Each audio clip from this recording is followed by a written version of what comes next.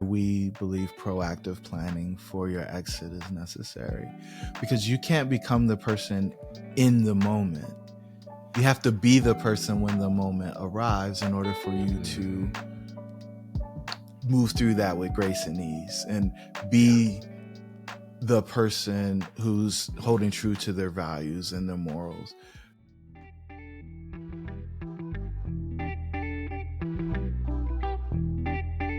Success isn't just about what you achieve. It's about living a life that reflects your values and priorities. Welcome to Engineer Your Success, the podcast that helps you lead with intention and live fulfilled.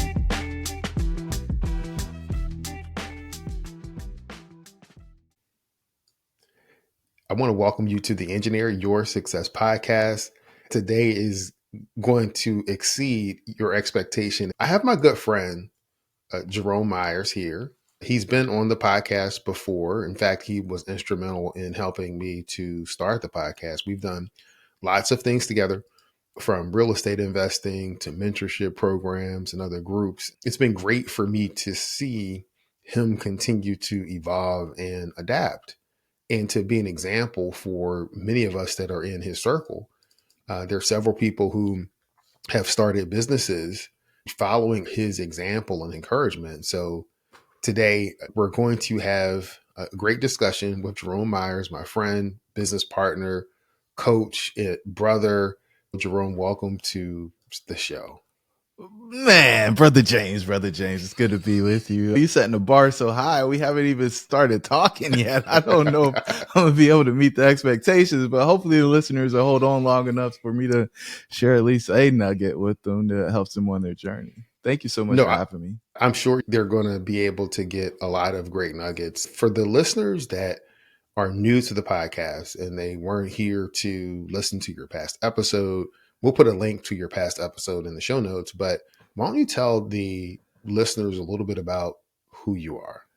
Man, I'm just the son of a soldier and a stay-at-home mom. If I break it down at the core, they taught me to care about people and demonstrate compassion and to see humans. I think the biggest lesson that I was ever taught is love is the only law. I believe fear is the opposite of love. And so when we're making decisions, I think we get to pick on which emotion we're going to use to drive that decision. And so I've been using that guiding principle on this journey that we've been on. And so today we help founders exit with clarity and confidence from their company. Many people spend 15, 20, sometimes even 40 years building a company. And when it comes time for them to exit, they're scared because they haven't been able to imagine life without the company. It's been a part of their life and much of their identity for so long. And so they hang on and sometimes they miss the opportunity. An interesting fact is only 2 out of 10 businesses that are listed for sale actually successfully complete the transaction. And so if you think about working on something for 40 years and 80% of your net worth being tied up in that business, and you get to the end of the road and you only have a 20% chance of success in finding that liquidity event, which unlocks the capital that's been trapped in the company while you were building it, it can get pretty uncomfortable. Then there's a lot of people who regret it. So there was a Wells Fargo study that says 75% of business owners regret selling their company after they exit. And the thought that only 20% successfully achieve this milestone, and then only 25% of that 20% actually are happy about the decision, makes it no wonder why people are struggling with this concept of exiting or retiring or what we call work optional. So you're currently helping companies and founders with their exits and making sure that they have all of their ducks in a row, right? From the company side, making sure that that's there, but also you're providing for that level of care for the founder, because it sounds like it's a good mixture of both from what you're describing, because your care for that individual tends to come through even as you're thinking about the statistics and thinking about how that statistics may be impacting them and how they're feeling while they're going through this decision. Yeah. So our perspective is that most founders don't ever have anybody in the transaction advocating for them. What we understand is that most exit advisors are focused on the transaction. They are loyal to the deal. And so the goal is to get the transaction completed. It's something that you see in real estate often, where the real estate broker is just trying to get to the transaction because that's when they get paid. Our perspective is we want to put the founder first, and we want to make sure that the founder is optimizing for post-exit fulfillment. Most people disappear and vanish at the transaction, and we call it a portal. We want to step through the portal with the founder so that when they get to the other side, they are living the life that they envisioned.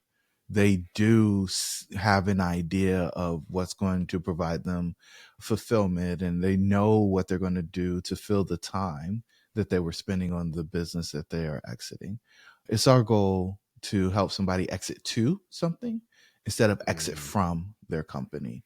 And that too, we want to be purpose fulfillment and not what has traditionally been defined as purpose and fulfillment.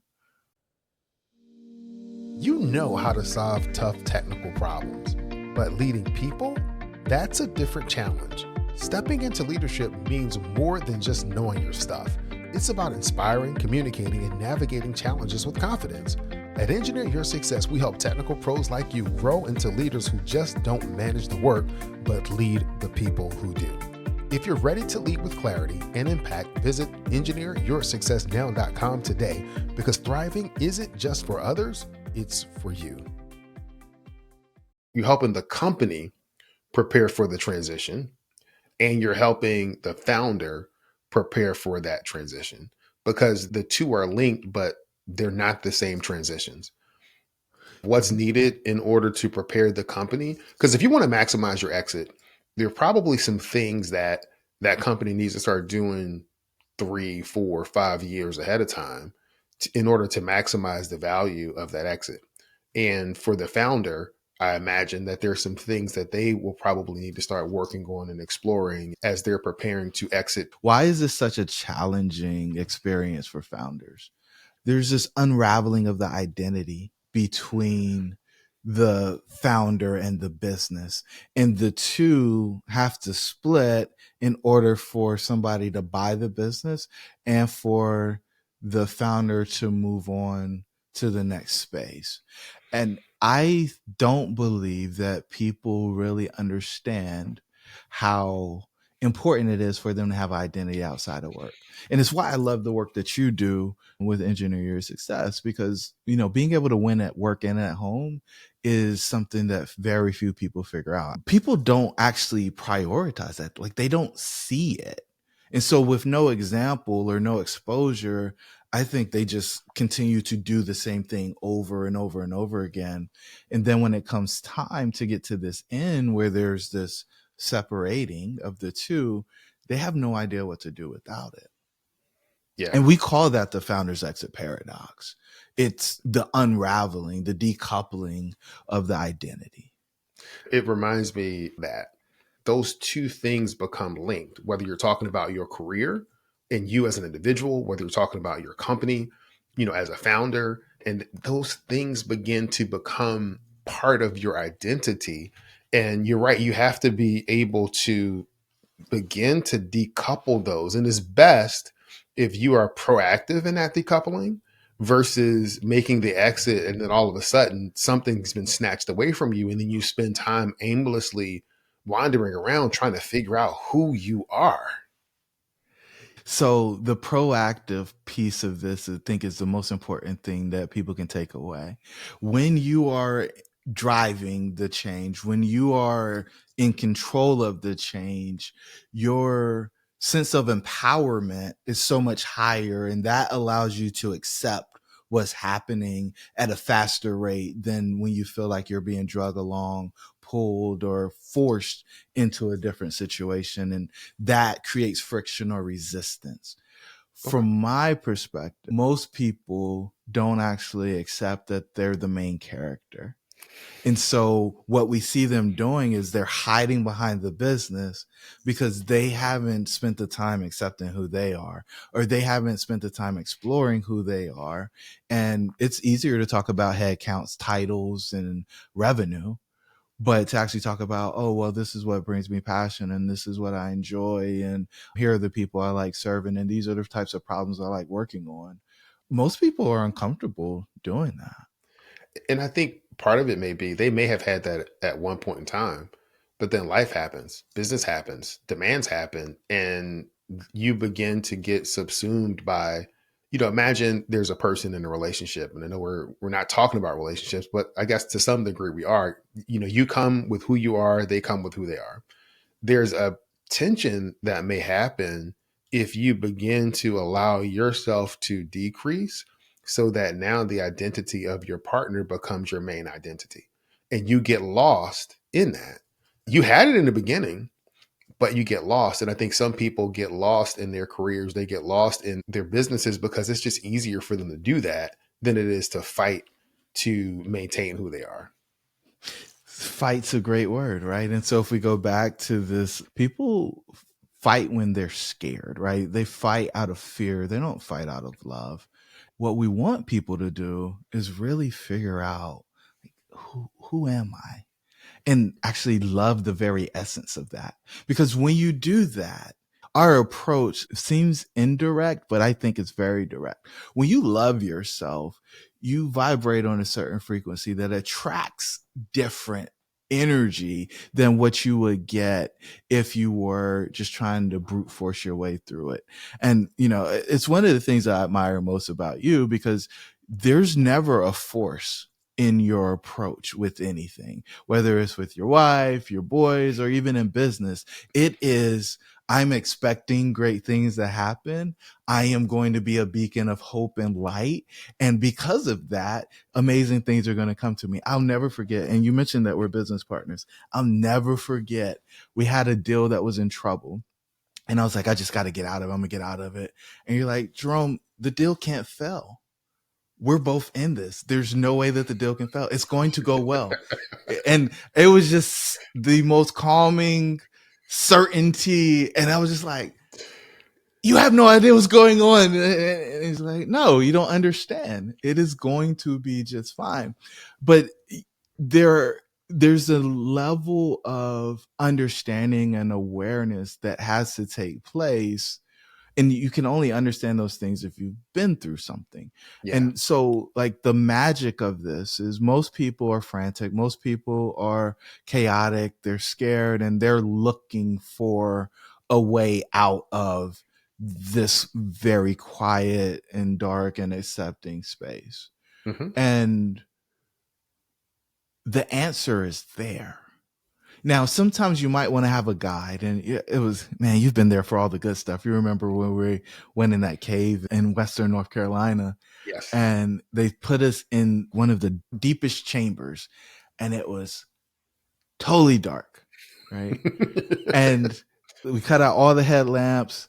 There were no lights in the room, and you were just there, and you could feel the heaviness of the darkness. And for some of us, that's how we see silence. That's how we see ourselves. It's just this dark space.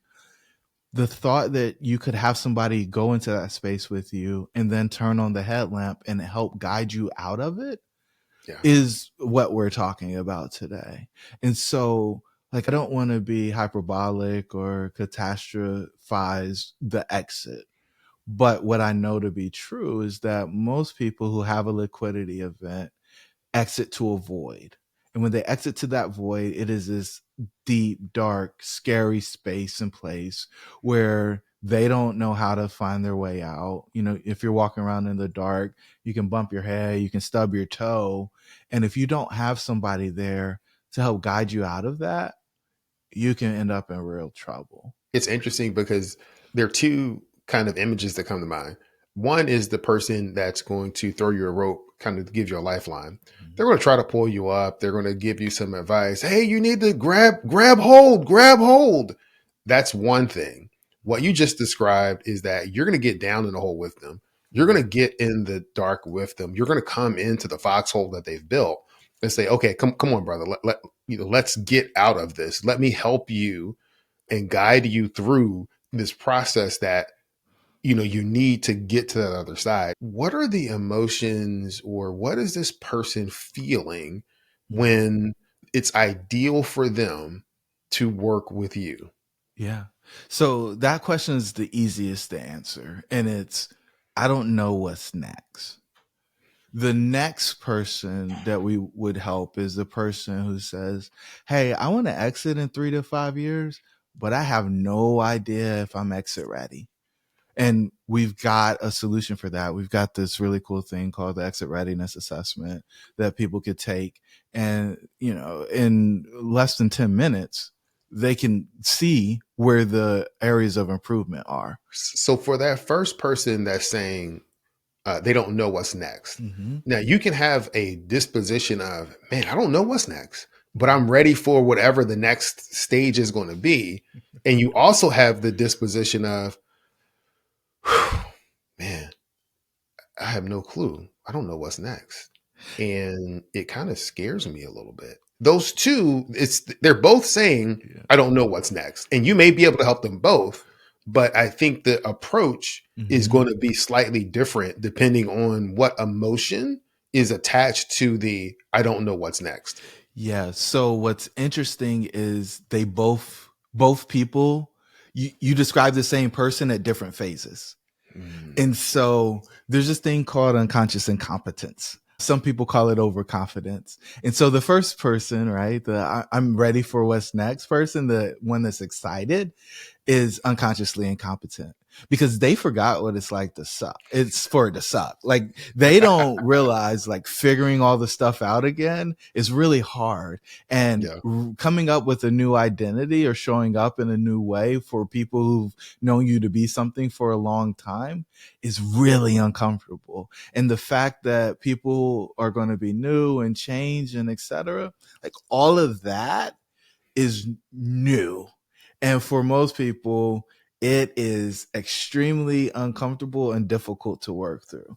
Now, the person who's like, oh, I really don't know, that person's probably dug in a little bit deeper, right? So if we go back to the person before, they haven't actually done the work to come up with the thing. And so it's like, oh, I'm just excited, it's going to be great. The person that's actually, oh, well, let me figure out the thing. There's this acceptance of, I don't know. And this kind of leads us into what we call the 6 centers of doubt. And so you experience that I don't know in 6 areas. And the first one is your self-image, right? Because in concept, you are a totally different person because a part of you is gone. Then there's your relationships.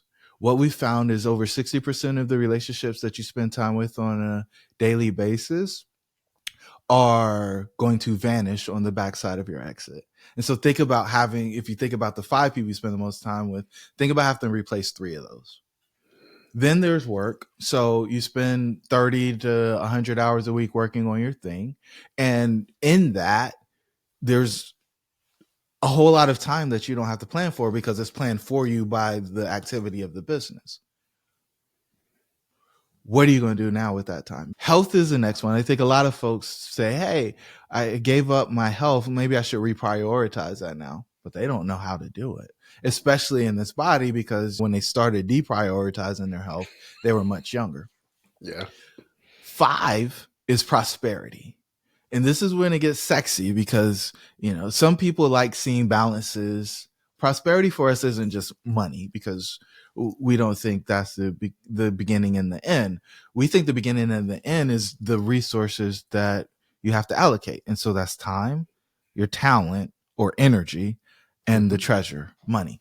And so the goal here is for you to optimize those 3 resources and be a fiduciary of those. Because I think many people waste time or they waste money or they waste their energy or talent. And when you are work optional or free,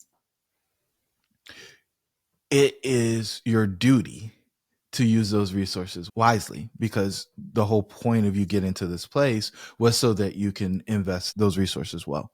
And then the last one is significance. And this is the question that everybody ponders at some point. He's like, does my life even matter? And what can I do to make it matter? The short answer is always going to be service to others. But Yeah. how you do that, who you do it for, and the why you're doing it is a journey in and of itself. I love it. The parallel for me is I know we're talking about business owners, but I think the same parallel is for someone who's considering retirement, because the same things that you're talking about, disassociating from their identity, going through those things that they don't know, shoring up their finances, wanting to go towards something in terms of building a life of significance.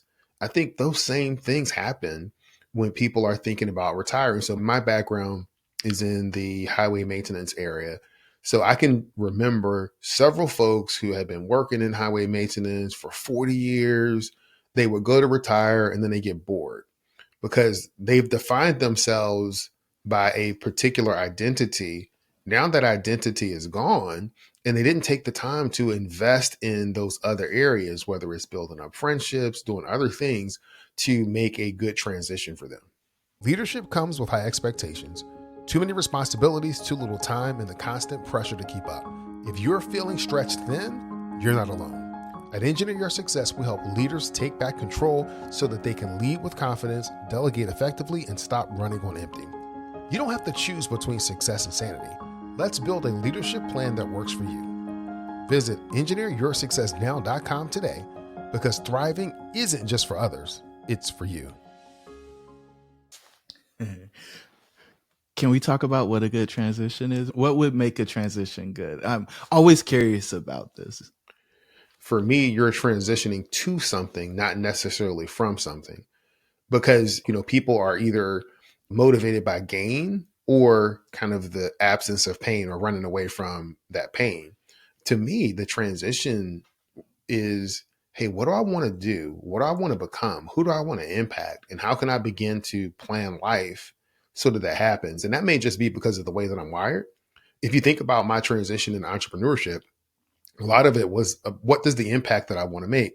Hey, my boys are going to be going to college soon. What kind of life do I want when that time rolls around? I don't need to wait until that happens. I need to start putting things in place now so that I can have a smoother transition.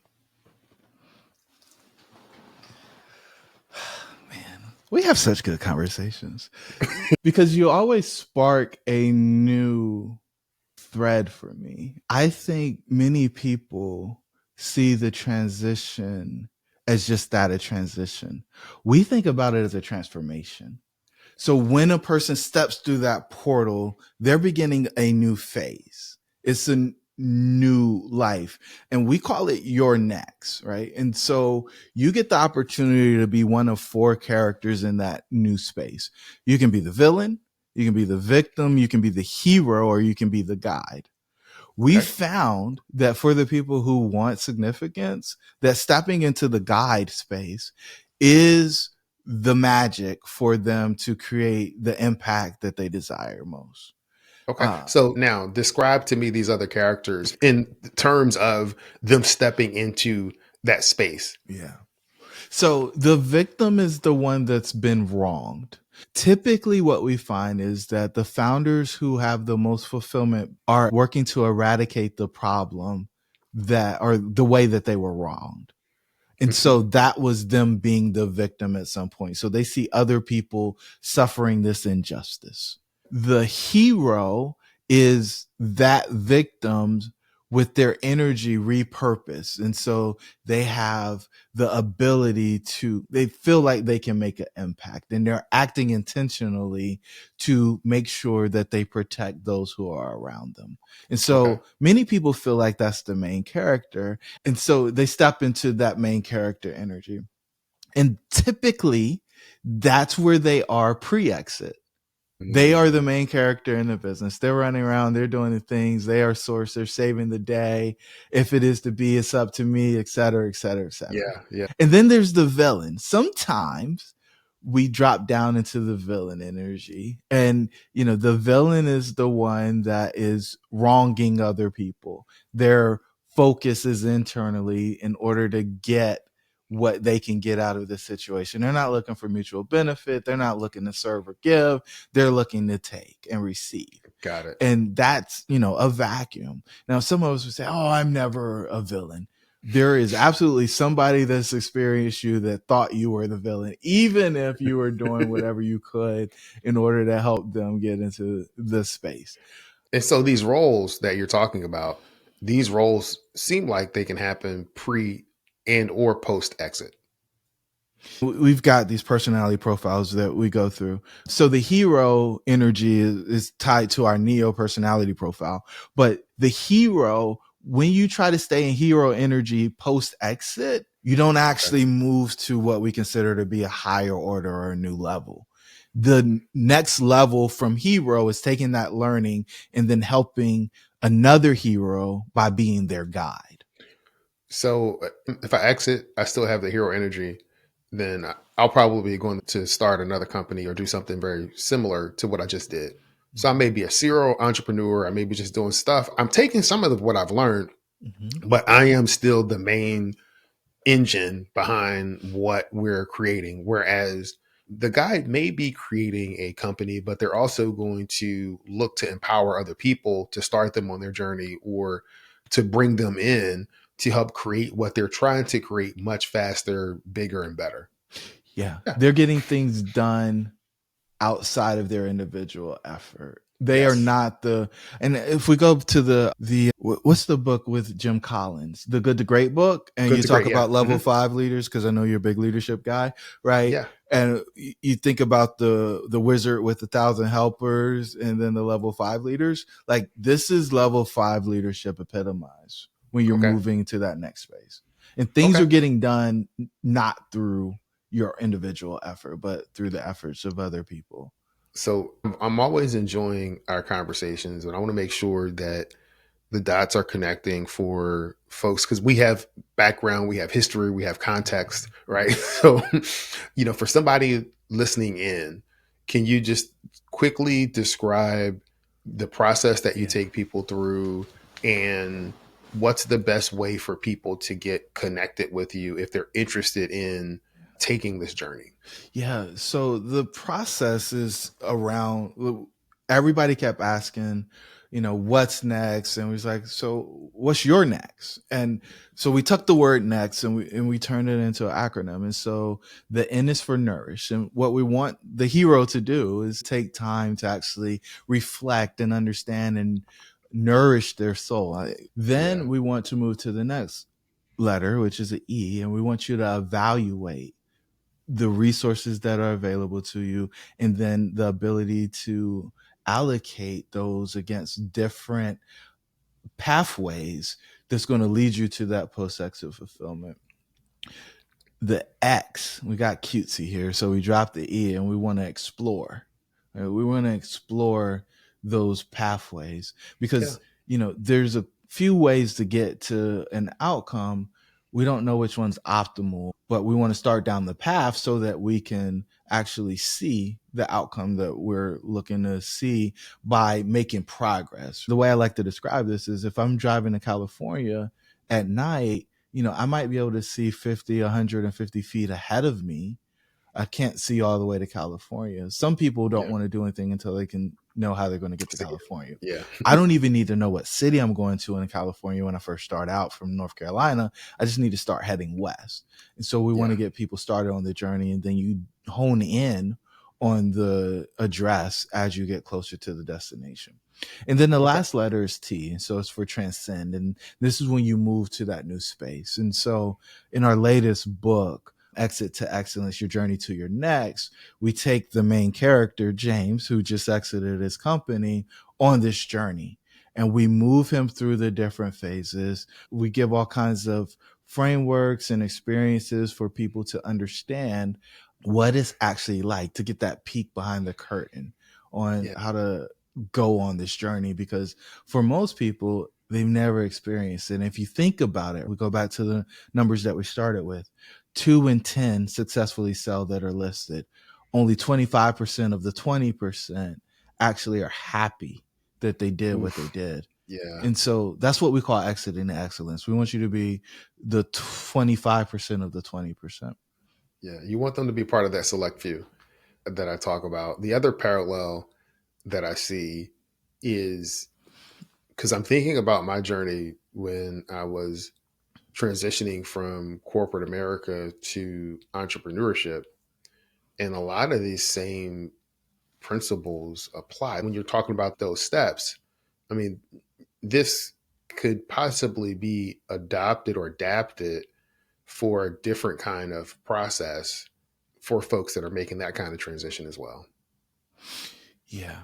I Yeah. mean, again, you always trigger a thought for me. And so my thought in response to that is the ability, everybody doesn't have the blessing of being a parent, right? But the Mm, ability to be able to create and then have that creation go off and continue to thrive without you is the ultimate reward if you're yeah. willing to let it go, right? Yeah. Some people believe that it's a loss and they want to hold on to it.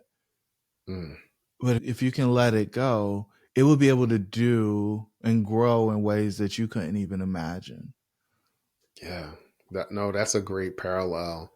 And of course, I think about it every day now. My Yeah. oldest son is about to go away to college in the fall. So I'm in that moment of we have to continue to let go and take whatever steps that we can now to make sure that he's equipped with what he needs to be able to thrive. And that's the same thing that you want the founders to do for their companies and organizations. And if I think about the steps that my wife and I have been taking to prepare ourselves to be empty nesters, because my youngest son is will be going into the 11th grade, then yeah, it there's an absolute kind of parallel. We have to prepare ourselves for that transition as well as equip and prepare them for the transformations that they're going to undergo. Yeah, and transformation is the key word. I think a lot of people are holding on to transitions. If you think about a butterfly, pre-cocoon and post-cocoon are two totally different Yeah. beings. Now, you might be like, oh, what? No, the metamorphosis is different.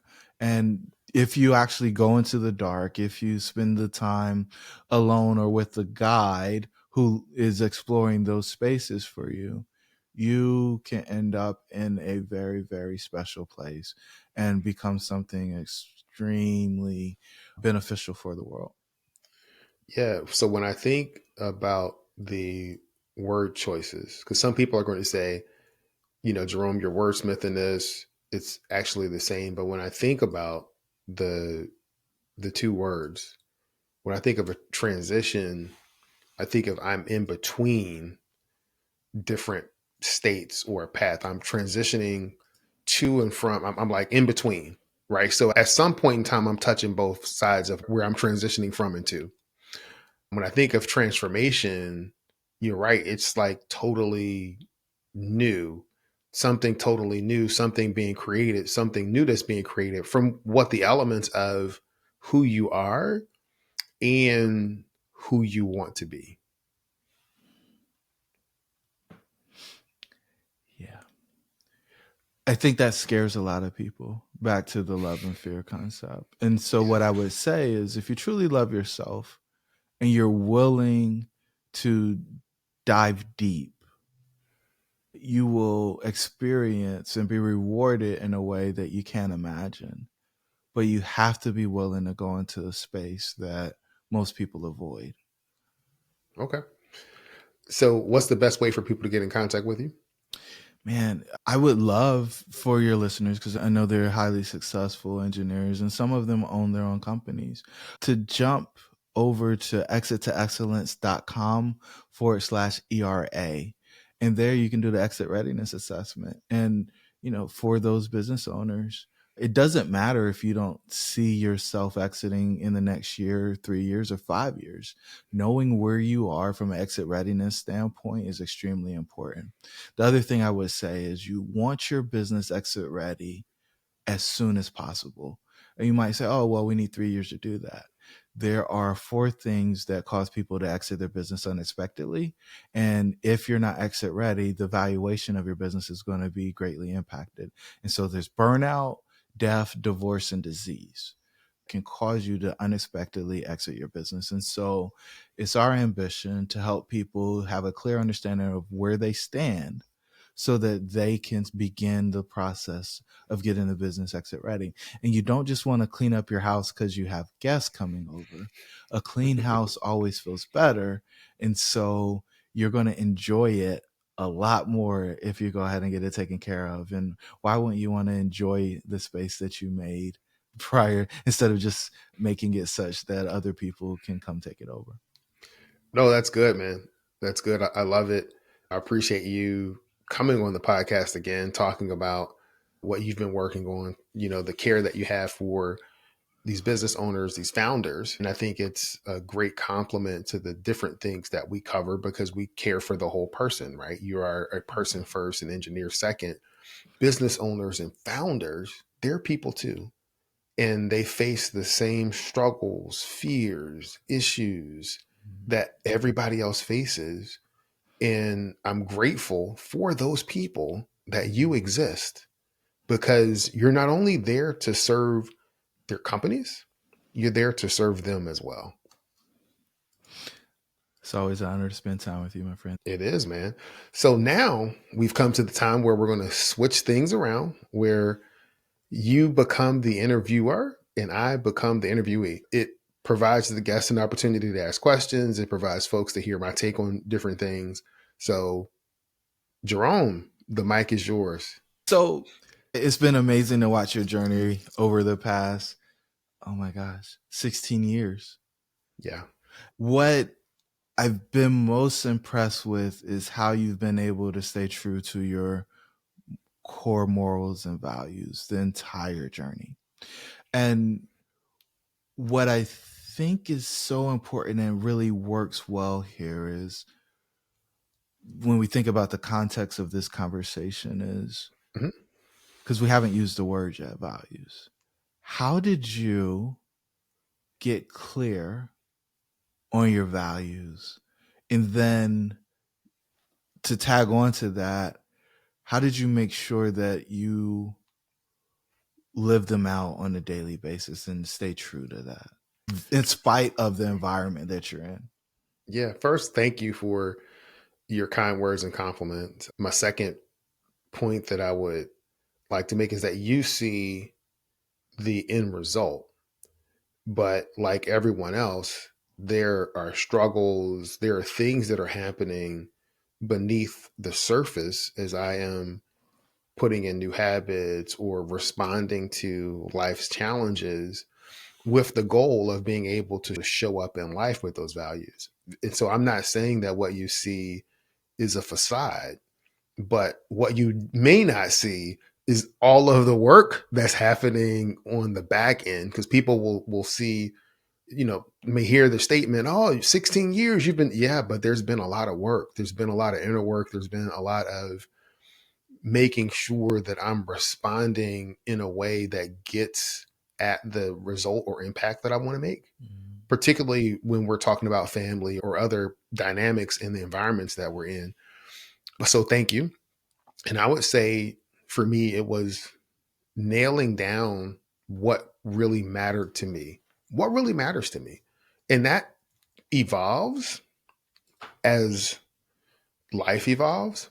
And so it's not that maybe the things that matter may not change, but the order in which I prioritize those things may change, just depending on what's going on.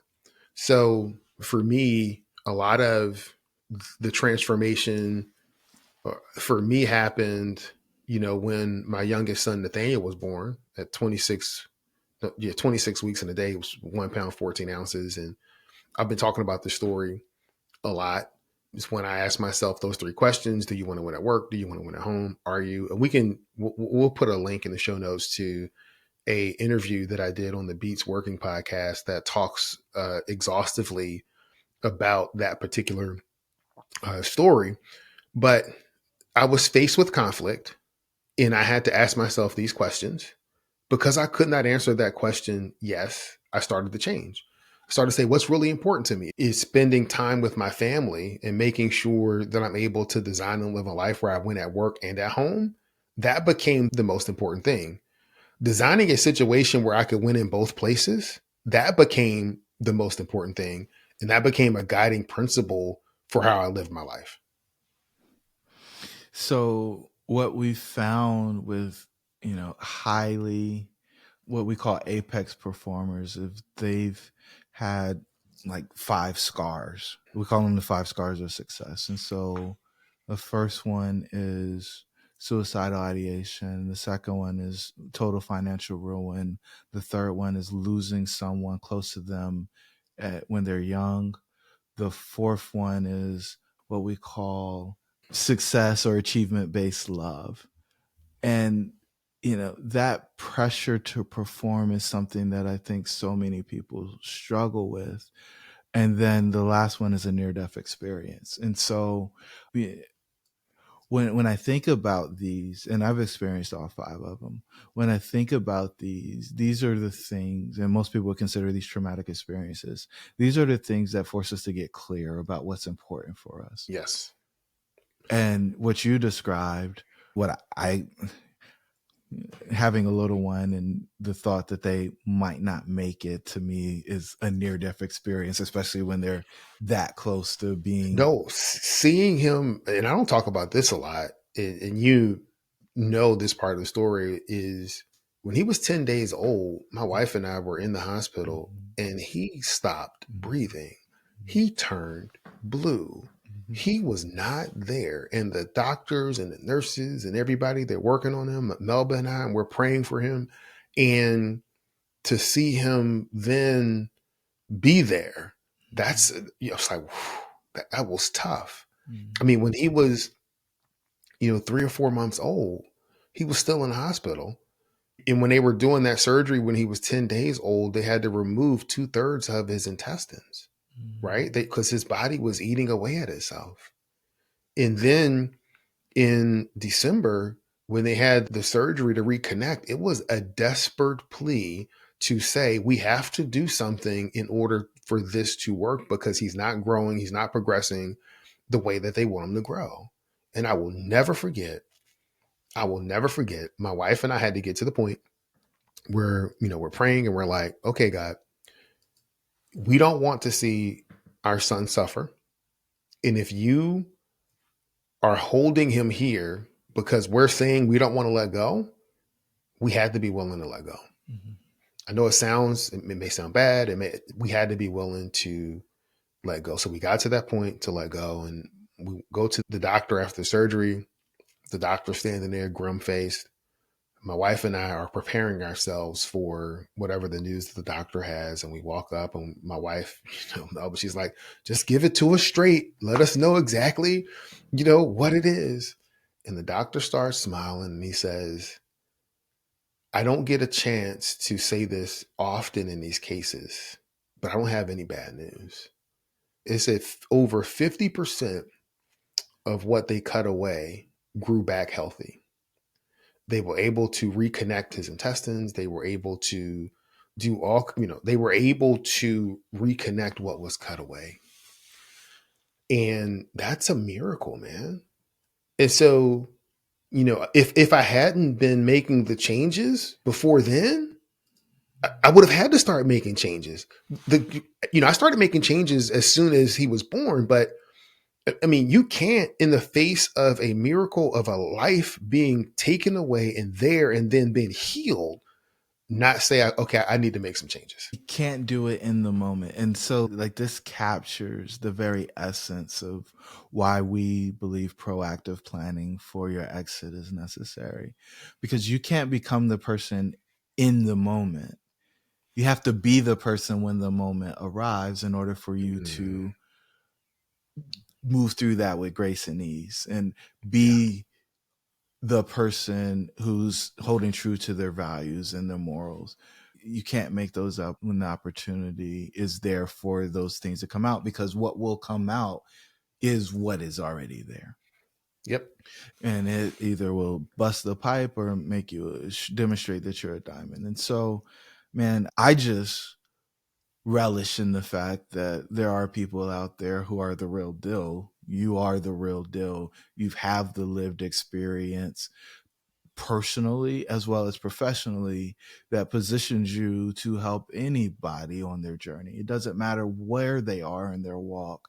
You can meet them where they are and take them to the place that they want to go. Like, you move from being the Neo and running hundreds of millions of dollars in projects to helping business owners really take advantage, and even engineers who are, whether they're in academia or out in the marketplace consulting, be great. And Yeah. so, this isn't something you read in a book, you've lived it. And I'm grateful for the opportunity to have access.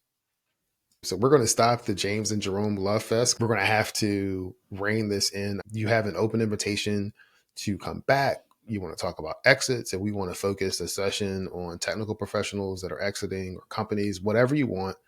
You have free access to the platform, unfettered access to the platform, because we roll like that. Yeah, I'm Okay. so grateful. Thank you so I'm going to end this episode like I end every episode, and that's this. Many people know what to do. Fewer people know how to do it. And there's a select group of people that follow through, do it, and they're able to live the life of their dreams. Jerome, I want to thank you for being part of that select few. honored.